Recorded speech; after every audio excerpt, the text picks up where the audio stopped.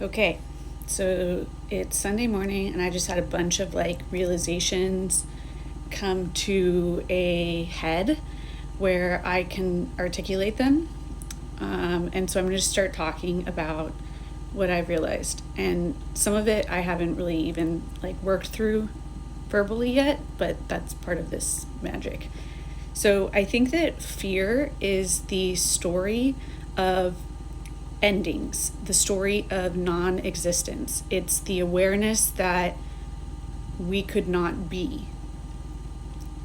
And I feel like fear as a story is something that animals are aware of, and allows them to act in survival mode. Emotions are stories. And the reason I think that I, as a neurodivergent person and late diagnosed, have not really had access to emotions in the ways that most people have them is because I think that my understanding of emotions is way more complex than the ways that people just talk about sad and mad and happy. I think that's how it is for every human, actually. So I think that for us to be expected to describe how we're feeling in a certain moment, even when people have in their journals my mood for the day, that makes no sense to me, because it's well, I had many moods today. I had many experiences of different stories where I either was in the story and in flow with it and understanding it and enjoying where it's going, or I don't understand it and it's a disharmony with that story, but that I'm in the story and I don't really have a choice.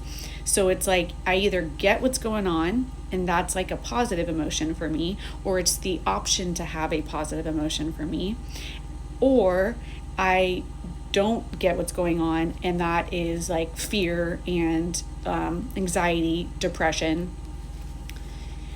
I also think that what we are as a humanity going through is we are learning how to use our sense of emotion.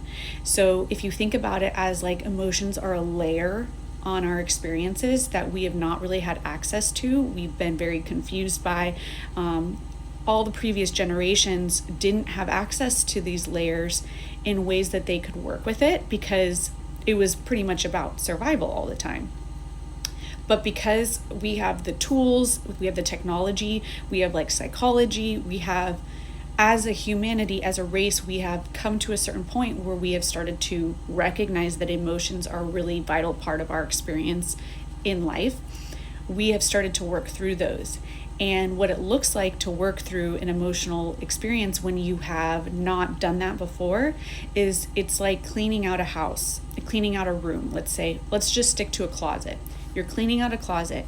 So you go into this closet, you know that there's a bunch of stuff in there from a long time ago, and you have to clean it all out. And so at the beginning, it gets messier first before it gets cleaner. You have to take it all out, or else it doesn't feel like you're really doing much because there's still stuff that's taking up space in that closet, so you don't get to use it. I'm sitting on my vibration plate.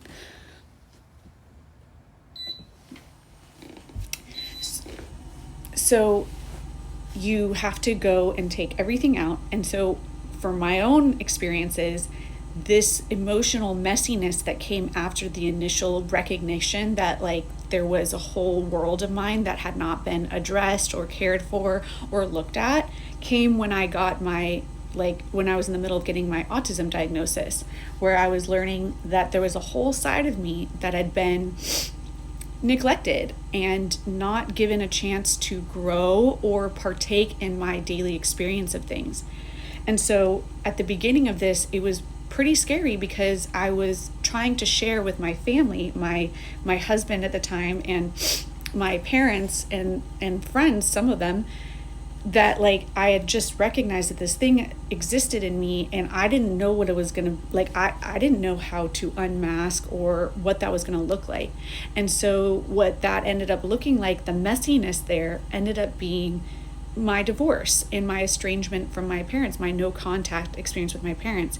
And when I had to quit my job I was in a state of like crisis with my personal life. So I wasn't able to like bring with me those friendships from my job where I had been for 10 years.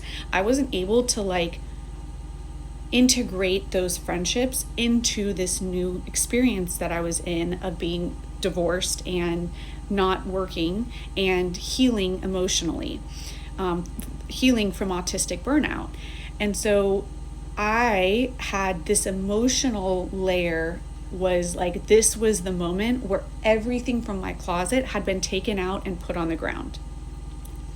And then came the work that I, once again, didn't realize this is what was happening, but as of today, I've been able to understand this and frame it in a way that makes sense to me. I started to look at these different items in my closet and understand, like, remember what they're from and decide whether I want to keep them moving forward or put them to give them to someone else or throw them away. And then the act of putting these things back and organizing them has been, I think for me, the act of learning how I process emotions, learning how I process information, period. Like, that has been me learning about how I learn now that I know that I have a major disability, and it's accommodating that. So the organization that I have been putting things back in the closet, organized with some systems, has been me accommodating myself. And you can't accommodate yourself if you don't know what is there to be accommodated. So that looks like me learning my own needs after basically healing codependency. That's part of this emotional healing that has gone through. And then creating systems means having a closet that is now well organized, where I know what's in there. I can go to that closet and put things in there that belong in there now. And it's going to get messy, and I'm going to have to go do this again.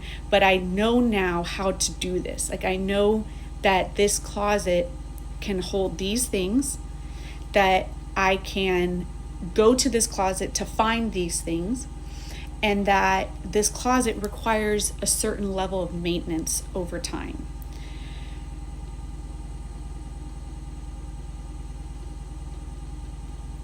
I think that's the part of this that I want to share for now. I think if I keep going, it's going to go into other areas, but I do want to go into other areas. So this will be part 1.